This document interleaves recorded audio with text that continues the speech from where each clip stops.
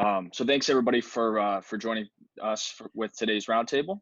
My name is Dan Kaplan. I'm the general manager for Instawork in the Las Vegas region. For those of you that are not familiar with Instawork, we're a flexible staffing app with a focus on the hospitality industry. We work with thousands of catering and event professionals like yourselves across the country, and we're really excited to have you here today. So the reason that we're hosting this today is we've heard from many of you that there's an interest in connecting with others around the community. And so here to help today, we have the Chef de Cuisine at the Venetian in Las Vegas, and his name's Eric Piston.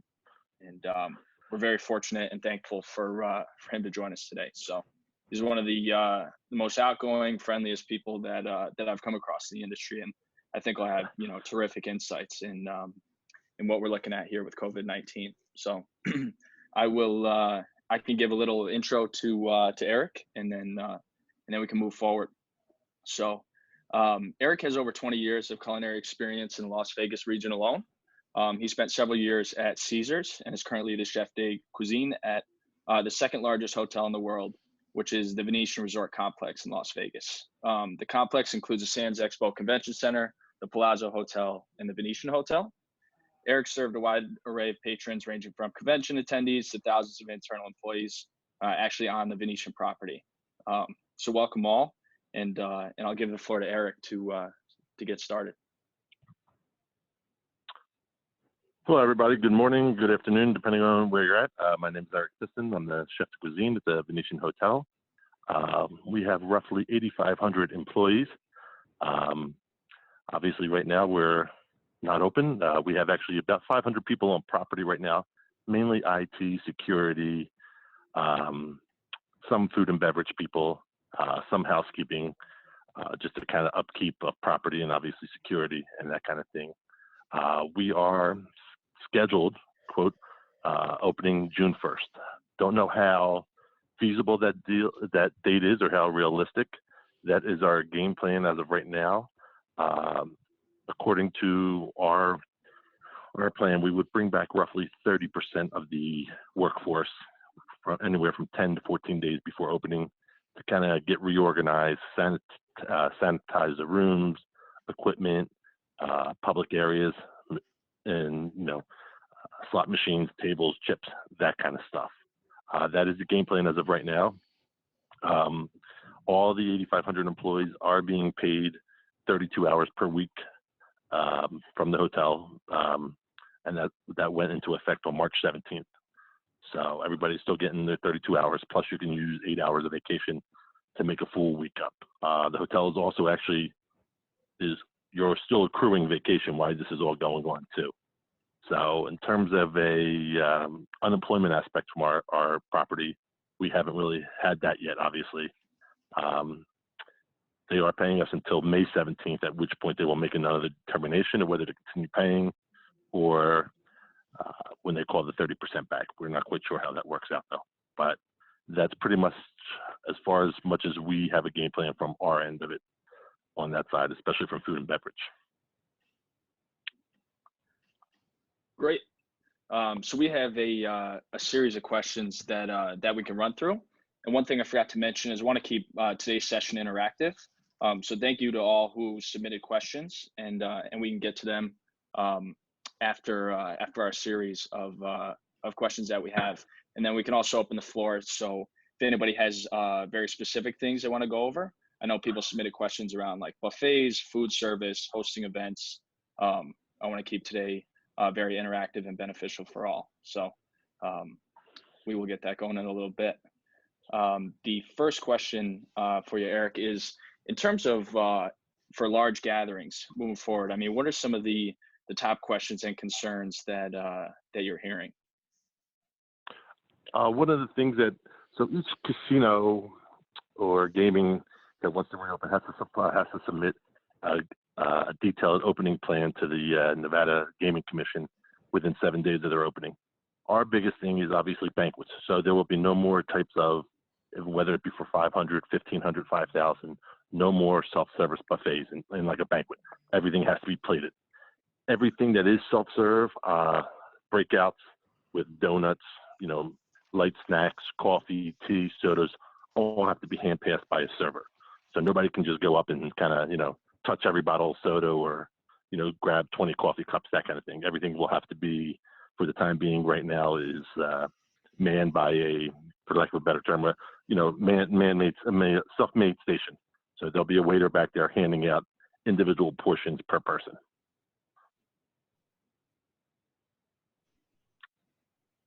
Got it.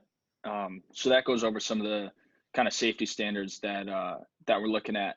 And then in terms of the actual like service and catering offerings, whether it be for conventions, buffets, concessions, even exhibitors, what do you think like a new world will look like with stuff like that? I think it's going to be more towards, obviously, I think the self-serve kind of aspect of it is kind of done for the time being. Most of it will be kind of, hey, can I have one of these? They hand you one, less interaction, everything. One of the things that we've done with feeding the employees who are on property now is everything is kind of streamlined, where you come up and you don't really touch nothing, whether it be a mustard packet, a sandwich, whatever. Everything's kind of, put somebody behind a line with a mask and gloves on, and everything is kind of put into a little box. I think that's the way we're going to go, where, instead of individual 4 different stations, you just go up to one area in general and say, hey, I want a bag of chips, a candy bar, a donut, and a Coke. And everything is handed to you, whether it be on a little box, a little plate, a little bento box, a little tray, that kind of thing. Great. Yeah, I think it's we're definitely living in a unique time, and yes, a lot will change. And so. one aspect of that is with the larger banquet functions. Obviously, now that the buffets are out and everything is plated, in terms of from our aspect, it means more labor on our part. Because technically, if it's a banquet, I need one waiter per, let's say, 15 guests. Whereas if it's a buffet, I only need one waiter per 35 guests.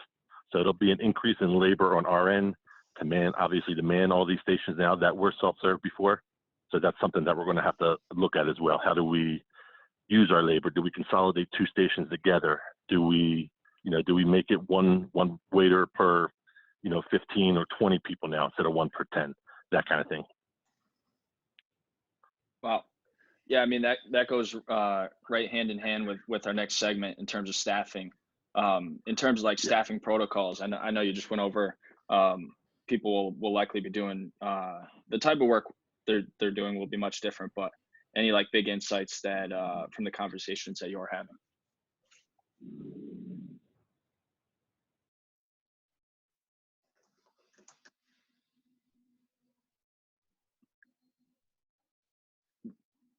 Are there in terms of like anything from like line cooks to bartenders to even hosting a convention, like what are some of the biggest changes to your plans in the next 6 months? I know there's been a lot of cancellations and stuff like that, but do you envision a world where bartenders are wearing masks, wearing rubber gloves, and we just look at a new world here?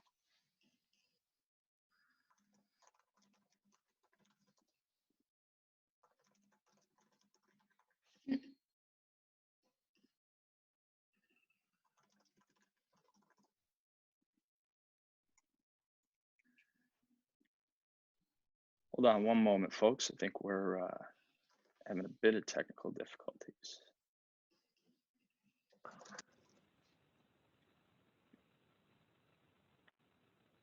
Can you hear me now, Eric? I can hear you, pal. Okay, great. Yeah,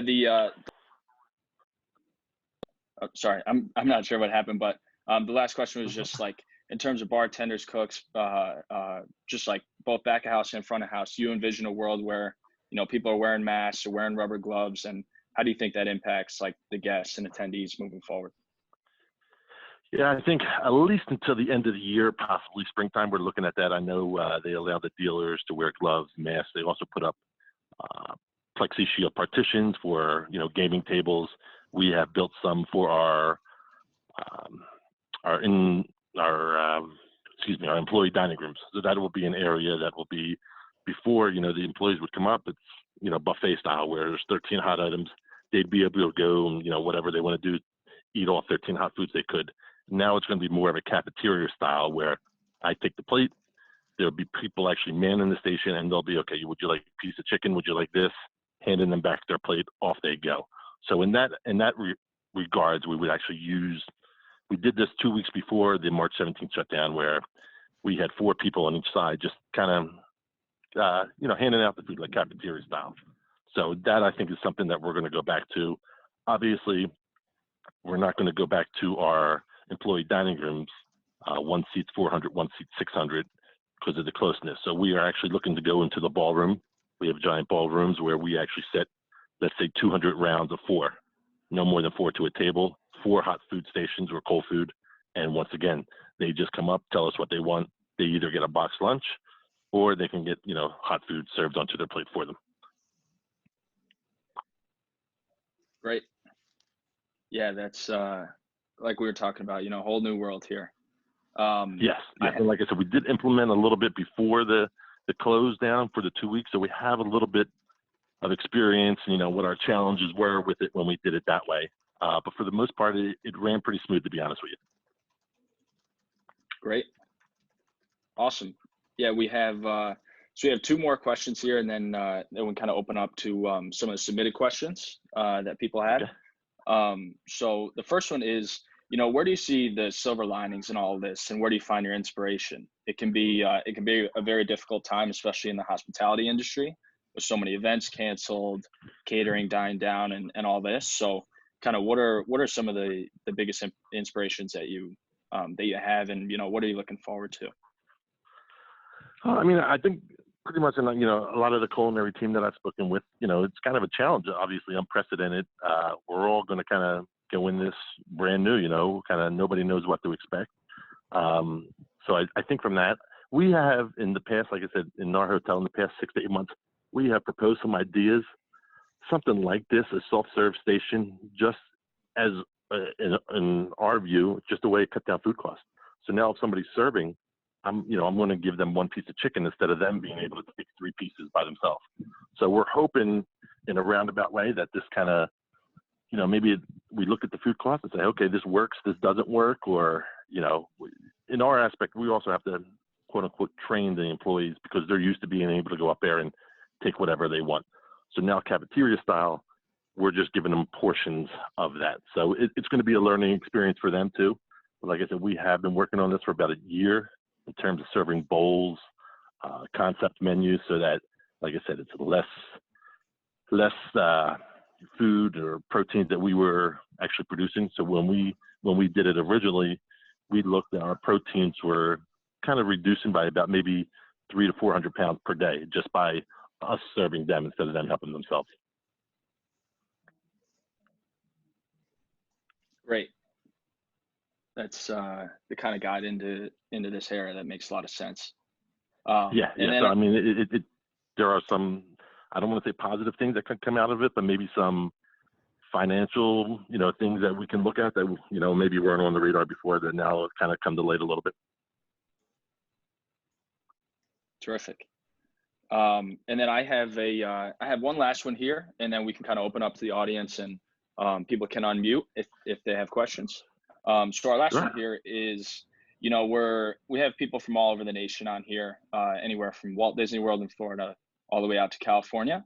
And just across the industry, if there's any kind of last tidbits of advice that you might have to those preparing to return to work with some states reopening and this new world that we're living in, just, any advice you have moving forward. I think we're just going to have to all kind of play it by ear and kind of see where exactly it goes. I think one of the things that may come out of this, and Las Vegas, kind of union town, a lot of union hotels, it may kind of put a little bit more perspective into the hourly people, their jobs, their appreciation for their jobs. They have a tendency to kind of, I don't want to say take for granted, but this thing may put, that kind of into a new light. Like I said, our hotel, thankfully, is paying everybody. I think the employees come back realizing what a good opportunity they have, what a good job they have, whereas some of the other hotels that maybe didn't pay or kind of laid everybody off right away, I think that they may have a little pushback from their employees when they come back. We've seen this in kind of 2008 when they kind of laid people off. When they finally did bring some people back, a lot of them were kind of a little apprehensive, a little skeptical about the business models of each hotel. They don't really care about me. I'm just a number. They'll let me off that fast. So I think that may be an eye-opening experience for us to kind of, I get some positive momentum or positive morale for some of the places that kind of, people that do appreciate what they have or what the hotels offer or what their employees did offer during this time. Wonderful. Those are great insights. We have a submitted question here from Jamie. Okay. This is in specific regards to food service. And her question is, what are your thoughts on tray pass appetizers for something like a cocktail reception? Do you think this would be an option for groups? And then secondly, family style service for menus. Do you think this is something that will still be acceptable in the near term? I think no on both. The butler pass cocktails I kind of think are kind of going to be phased out a little bit. I think people are kind of going to look at that as old school, or kind of, when this whole thing evolves, I think that's one of the things that kind of get pushed out a little bit, is that type of service, at least for the time being, at least for a year, 2 years, until things go totally back to normal. And the other part of the question was, I believe, tray service or family style. Question, correct? Family style service for menu, like buffet style. I think buffets are definitely out of the question for the time being. Like a table family style, we don't do that much of it. It was kind of a little bit of a dying breed, but I think once again, that thing where, multiple people are able to kind of help themselves out of a single serving dish, I think that may be kind of out of the plan for a while as well. Got it. And then a follow-up to the first part of the question about tray passing appetizers. Are there any alternatives that you can think of ways that we might be able to substitute this?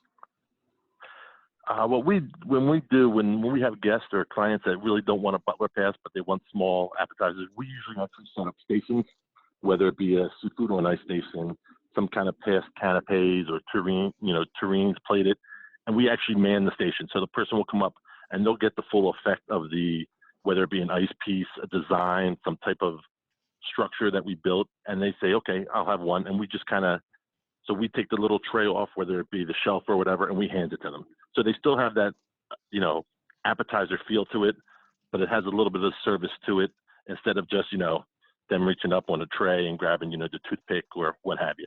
So, I mean, it's the same thing, just kind of a different, I guess, presentation. Great. That's really helpful. We have a question here from Ed. Thanks, Ed.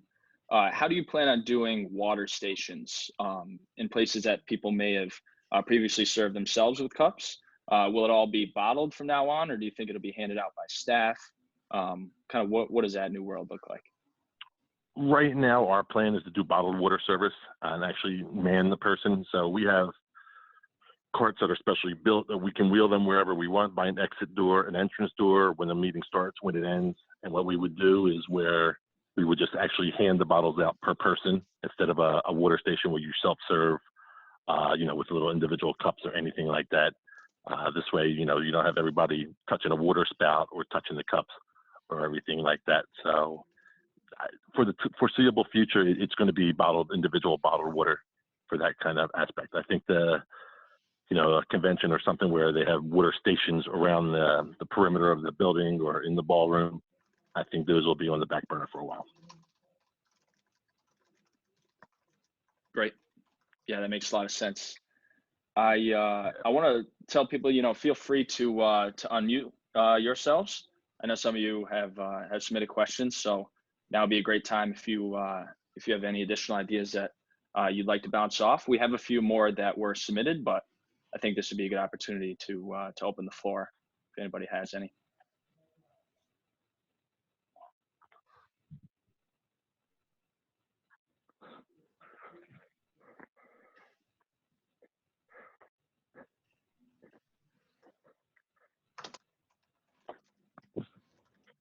We can move through some more that were submitted on the event page. Sure. So this is from a director of events from the East Coast, and one of her questions is, what can we do to make our clients feel more comfortable hosting events in the near future? It's obviously a difficult time for everybody, and everybody's kind of tuning into the news. So what can we do to kind of ease those concerns that they may have? I think we just have to, and for lack of a better term, train them or get them to understand, this is the new normal. Obviously water, iced tea, maybe won't be preset. Maybe a first course won't be preset in the future. Those kind of things. As long as they're aware of them, I think, and realize this is what we're doing, this is why we're doing it, I think they'll be much more open to it than just saying, hey, we're not serving we're not presetting your first course.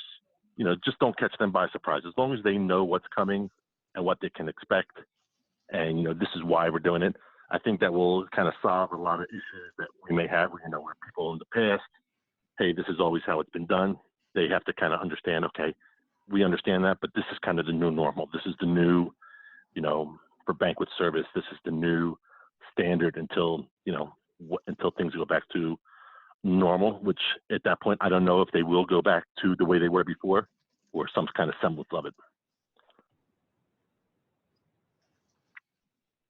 Great. A few more questions that were submitted. One is about larger events.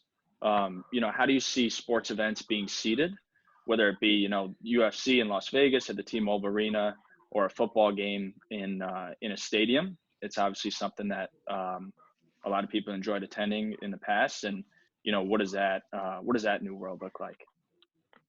So one of the things that they talked about, MGM talked about here, is actually they own the arena that the Golden Knights play for hockey. And they usually get 19,000, 20,000 a game. So what they're talking about now, one of the plans is maybe only let 6,000 people in per game. And obviously, you see person one and you can see, you got to leave 3 empty spaces between people. The other thing that they talked about in terms of concession, you would download an app, order it, and then just go pick it up at the window. No standing in line, anything like that. I've seen on the news this morning too that the Miami Dolphins were proposing only 15,000 people in the stadium for a football game, that kind of thing. So one person every X amount of seats or what have you. That's one of the things that they are looking at right now. Same thing, obviously, in the casino floor. Right before we did the shutdown, it was every other machine was on. So now it might be one every third machine. I know there's limits now to how many people consider a roulette table, a blackjack table, how many people can play the craps table, that kind of thing. So I think they're pushing back to get some type of, like I said, fans in attendance. Obviously, it's not going to be, sold out 100%. But I think as long as they're looking to get back, some people in there just to give it a sense of, I don't want to say normal, but a sense of returning to where we were several months ago. Terrific. That's really helpful. We just had a few more questions pour in. So one here from Robin. I know you mentioned a little bit about the kind of like the bento boxes with like the sandwich and the drink and everything like that. In terms of plated meals specifically, what do you think that like new world looks like, whether it be at a catering event, a restaurant? You hear about spaces in between the tables and things like that. Just in general, like any thoughts on plated meals specifically? Yeah, plated meals over the course, from the Las Vegas perspective at least, have been going down. Most of the clients are more towards a buffet. Obviously, there's more options on a buffet than a plated, so you can do more with vegan, vegetarian, gluten-free, that kind of thing. And as regards to a plated, from the hotel's perspective, we prefer obviously buffets, less labor in the kitchen, less labor on the floor. It's less labor for stewarding. Now they only have to wash a little station with 6 chafing dishes instead of washing, 500 plates, 500, B&B, that kind of thing. So it's a, like I said, it's a little bit more labor, a little bit more cost on our end, which I think, for the time being, we'll have to kind of, our plan is to still offer the buffet that you want at that price, but we'll just be plated. So that's one of our solutions is, we're not going to charge you extra for a plated as opposed to a buffet. We'll eat the cost, and just so that everybody's safe and that we're following all the federal guidelines. Awesome. That kind of leads into our next question. We're getting a few questions around the costs incurred with this new normal. So like these extra costs of doing business, whether it be more stations, additional safety materials for workers and things like that. Is that something that you plan on like passing on to clients, or is it just the cost of doing business in the short term? No, we're looking at that as just a cost of doing business. Obviously, now it's not the time to raise prices or anything like that. Like I said, in terms of going from a plated to a buffet to a plated, obviously we're going to eat the cost. Obviously, there's going to be other labor costs that are going to accrue that we're going to have to increase. I think the profit margins will still be there, just not as not as good as they were, let's say 6-8 months ago. So I mean, you're going to have to knock off a couple of points of your OI. Your labor cost is going to go up a couple points. Your food cost, may vary either way depending. Plated you have more control over the plated than you do a buffet. So in that aspect, you'll be able to make up a couple dollars. But definitely with labor and that kind of stuff, you're definitely going to see it hit the bottom line in a negative way. But I think for the time being, I think you just gotta, like I said, rack it up to cost of doing business, and then kind of, when things come back again and everything goes back to normal, maybe trying a price increase or some kind of way to get that money back. Let's say, come springtime or summertime next year. Great. Yeah, it makes a ton of sense. In terms of going off of that, in terms of groups, are group discounts something that you might be taking a look at to entice people to start booking events again, even if it's fall or winter of later this year? Yeah, I think group discounts are definitely going to be an option, probably option number one. Many of our clients have gotten much more savvy over the course of the years, and they realize that they're all they have to do is pretty much ask for a discount or play one hotel off of another, and they'll get their discount. So I think that is definitely going to be a thing. We've had a lot of groups that didn't cancel on us, that just postponed.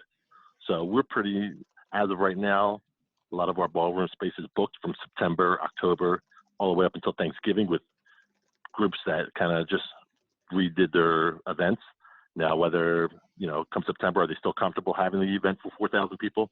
That remains to be seen. We didn't lose many groups, so we still have a large group in last week of November that is still on. $13 million in food and beverage for a week. They're still on. So those kind of things are still on, still on. Now, do they come back in, next week and say, you know what, we're not quite sure. I'm sure they're going to come back and say, hey, can we get a discount or this or that? I'm sure that will be, brought up by clients and meeting services people. So that's something that we have to be prepared for as well. Terrific. Yeah. And then on the back of that thought, like aside from discounts, are there any other ways you might be able to entice people to book events in the future? I think from our perspective from the hotel, I think you're going to see the end of resort fees, which have been quite popular with the hotels, but not with our guests. I think those are a thing of the past, at least for a while. I think, and you started to see before, the free parking is going to come back, that kind of stuff. I think you're greatly going to see reduced room rates. I was looking online this morning. There's, some casinos that, are accepting June 1st reservations, and the normal rate for that time would be, $389. It's down to $109, $110. So I think that will be, obviously with convention groups, they already get discounted room rates.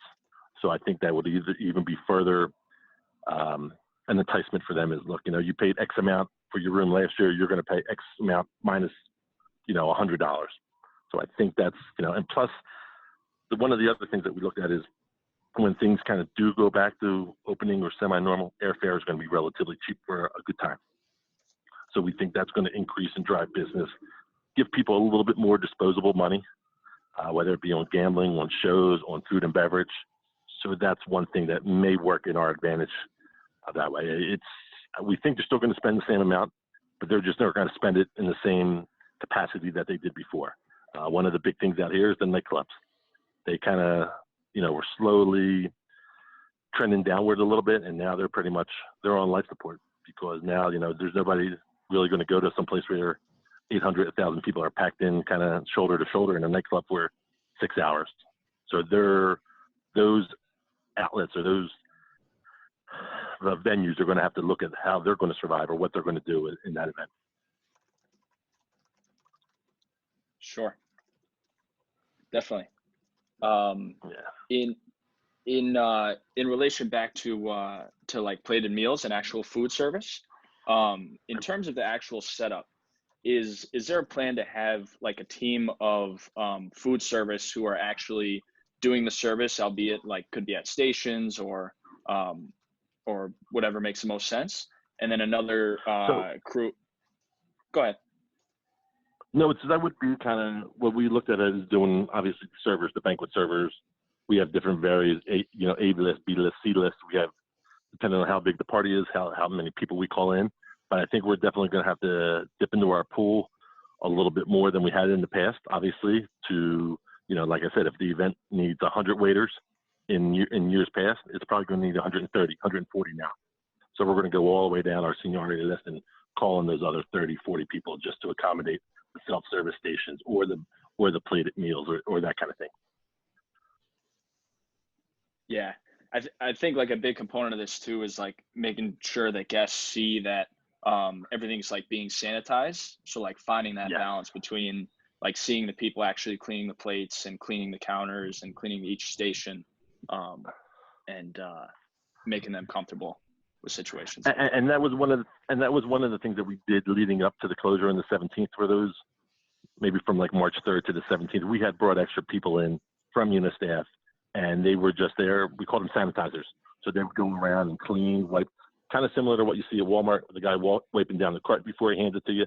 We were doing that 2 weeks in advance, kind of wiping down tables, extra sanitation of, coffee, little spouts where people would touch, cups, areas, that kind of station. So we did that. So like I said, when this does come full circle, we already knew what to expect and what our challenges were and, what aspects we needed to improve on. So like I said, it really went off pretty smooth. We really didn't have no complications or no challenges. So hopefully when we do open back up, that will kind of pick up the same momentum that it had. But yeah, we wanted to see a visual presence out there so that the people could rest assured, okay, they are wiping this down, or, I am the only person that touched this, or, that is being washed after one use, that kind of thing. Just for, I guess, a team member kind of just as a security blanket for them to know, hey, they are doing this. Okay, I feel safe eating here or what have you. Terrific. I think that's something that's on a lot of people's minds, including some of the people on this call. So that I think the visual presence is going to be just as important as the actual sanitation.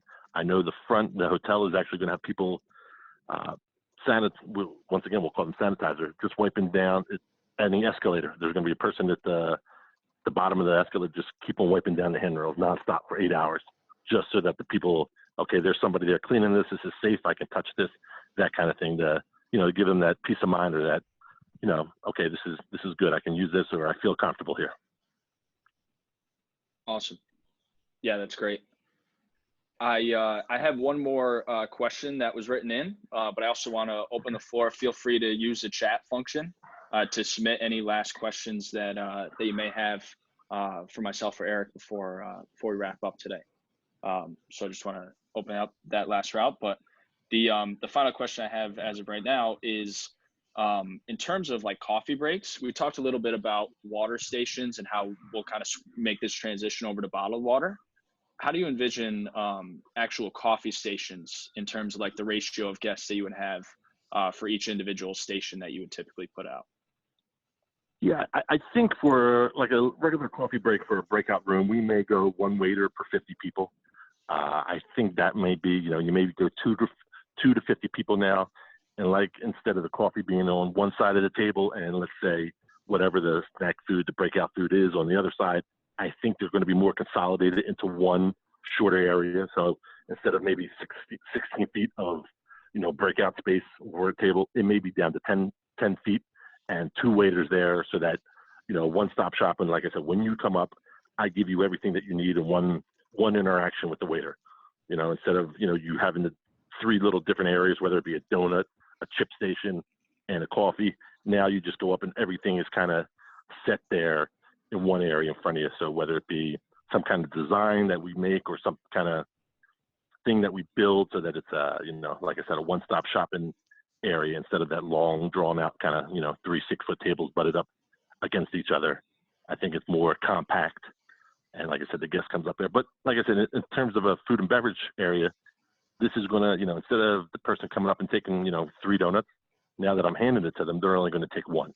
So from a positive point of view, my food cost is obviously going to go down. Something like this, I don't have everybody grabbing as much as they can put in their pockets and going. So that's a little bit of a positive spin from a food cost aspect, if you will. Awesome. Another question that we just had submitted was about the sanitation that you had mentioned a few minutes ago, in terms of actually having people out and about, like sanitizing things.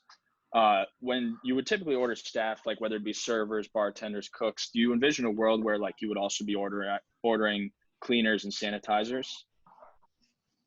Oh, absolutely. Absolutely. I think that's kind of the new norm now. It will be, okay, you're just going to be my sanitation person for the next 8 hours. This is your area.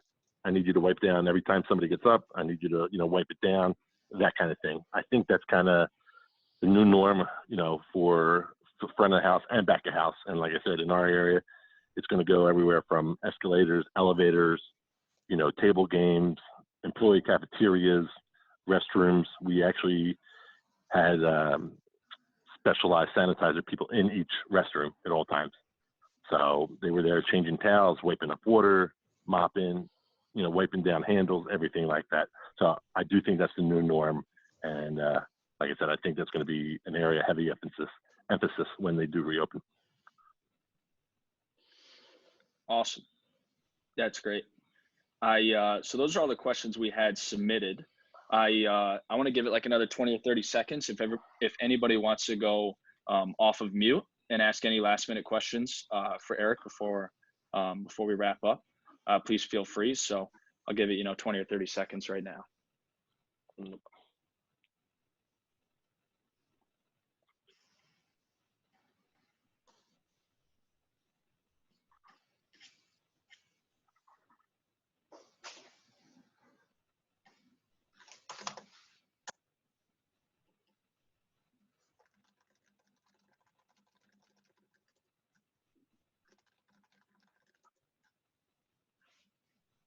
Awesome. I think that that's wrap it up. Eric, I want to thank you so much for joining us. This was incredibly informative. My pleasure.